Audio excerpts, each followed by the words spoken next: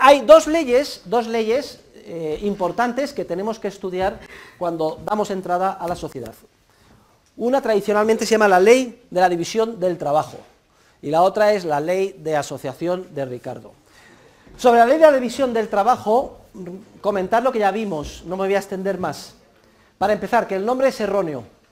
Lo que pasa es que ha adquirido carta de naturaleza desde Adam Smith, división del trabajo. La conceptualización moderna de la economía exige modificar el nombre de la ley. La ley de la división del conocimiento o de la información.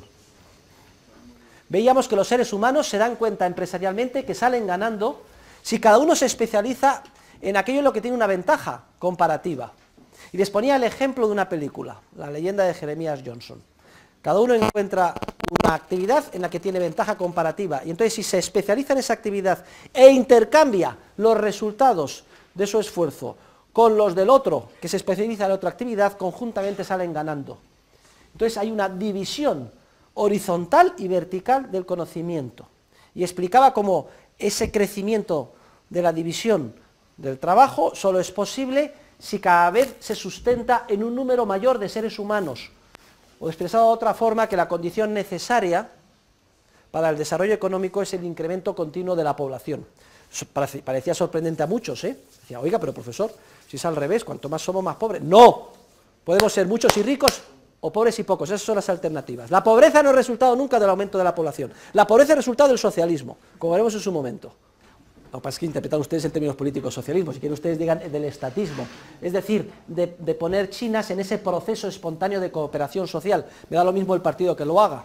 Hay partidos de derecha que son mucho más socialistas que los de izquierdas. O da lo mismo, son prácticamente todos iguales. ¿Para qué vamos a andar con distinciones? En el siglo XIX hubo un economista inglés que procedía de familia judía expulsada de España, que se llamaba David Ricardo. Y en los albores de la ciencia económica, este economista inglés empezó a teorizar sobre el comercio internacional. Y llegó a la misma conclusión a la que acabamos de llegar nosotros en relación con las interacciones entre los seres humanos, pero a nivel de los intercambios entre los diferentes países, en el ámbito del comercio internacional. La conclusión era pues que salen ganando si cada país se especializa en aquello en lo que tiene una ventaja comparativa. Lo mismo que decía antes, sale ganando los seres humanos si cada uno se especializa en lo que tiene ventaja comparativa e intercambia sus productos con el otro. Lo mismo que vale a nivel individual, vale a nivel de naciones. Es curioso cómo los economistas primero intuyen esta ley en un ámbito distinto, que es en el ámbito del comercio internacional. Efectivamente, España tiene sol, produce naranjas, en cambio vayan ustedes al Reino Unido, joder, o a Polonia, todo el día lloviendo, un frío tremendo, o el norte de Alemania. Ahí es que no hay, vamos, posibilidad alguna de hacer ninguna naranja. Pero el Reino Unido tiene minas de carbón y resulta que surge la revolución industrial y empiezan a hacer pues, siderurgia, maquinaria, equipo capital. Pues la teoría de Ricardo es, nosotros los ingleses nos dedicamos a hacer máquinas, los españoles se dedican a hacer vinos, porque el Jerez es maravilloso, el Oporto también y las naranjas estupendas, y entonces la manera más barata de España de comprar maquinaria es plantando naranjas. Y la manera más barata de conseguir naranjas en Inglaterra es fabricando barcos. Fíjense ustedes lo que le costaría plantar naranjas en Inglaterra, una fortuna. Habría que construir unos inmensos invernaderos, calentarlos, soplar para que salga el sol alguna vez, imposibilidad. Igual que la manera más barata de conseguir maquinaria y naranjas en Suiza es haciendo relojes. ¿Para qué vamos a hablar de los suizos? Ahí, es que resulta que ni se puede salir de la casa 7 meses al año, porque está rodeado de nieve, y como estás ahí aburrido en tu casa y no tienes nada que hacer, pues hombre, un relojito, ¿eh? Y esa es la explicación de las ventajas del comercio libre. Todos salen ganando.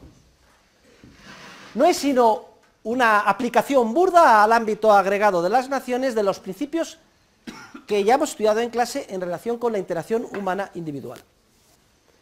Ahora, Ricardo dio un paso más y se planteó, ¿qué sucede si un país es más eficiente que otro en todas las líneas de producción? Fíjense que tiene ventaja comparativa en todo. ¿Seguiría interesando intercambiar? ¿Seguiría interesando el comercio internacional?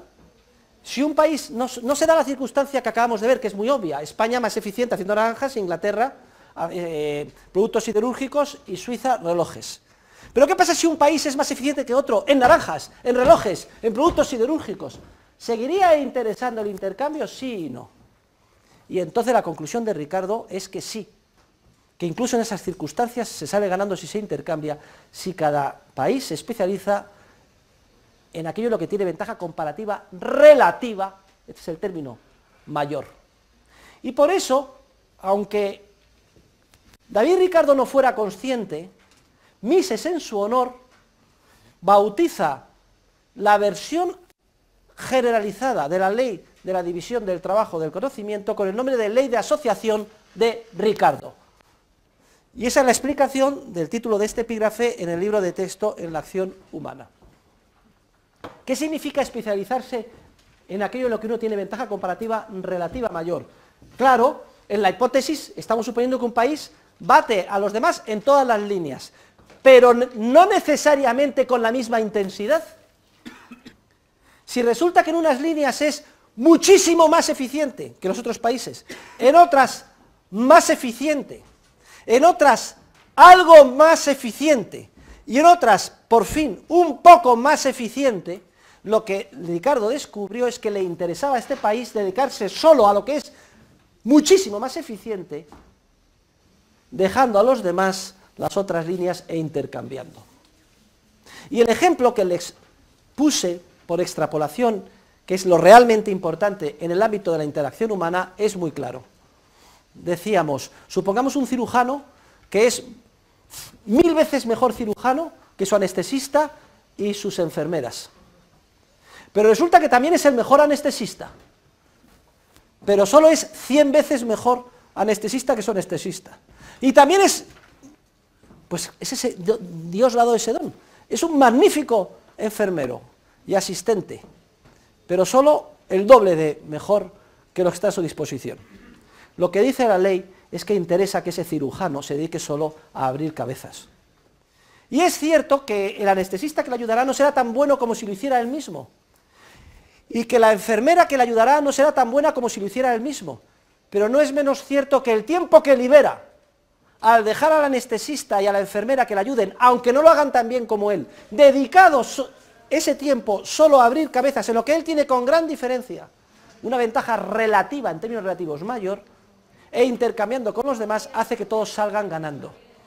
Y esta ley es una maravilla porque nos explica por qué existe el proceso de interacción social, o expresado de otra forma, por qué todos tenemos nuestro hueco en el proceso de cooperación social, incluso los menos dotados, los menos formados desde el punto de vista del conocimiento científico, incluso las personas minusválidas, todas salen ganando en un proceso globalizado de intercambio voluntario en el que cada uno se dedique a aquello en lo que tiene ventaja comparativa relativa mayor. Y creo que les ponía el ejemplo, porque pongo todos los años, de esta serie televisiva, La Ley de los Ángeles, de ese bufete de abogados que contrataron a un minusválido mental, simplemente como ordenanza para llevar el correo de un sitio a otro y repartir el café, cosa que hacía, por cierto, muy torpemente, pero lo hacía. Mucho más torpemente que el presidente de la firma. El presidente de la firma lo podía haber hecho en 5 minutos, pero hombre, tiene una importancia relativa, que tarde en vez de 5 minutos 10 el café o que me entreguen las cartas a lo largo de toda la mañana. Yo ya no me ocupo de eso y me dedico solo a resolver casos. Doy un puesto de trabajo a aquel aparentemente menos capaz que se gana la vida, me hace un favor a mí y yo a él, y los dos salimos ganando. Esta es la ley de la asociación de Ricardo que explica por qué estamos todos cooperando de forma espontánea en el proceso de cooperación social que es la sociedad. Por tanto, chapó a David Ricardo.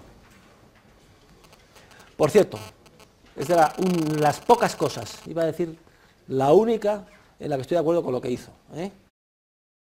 Y a Mises por haber desarrollado la ley.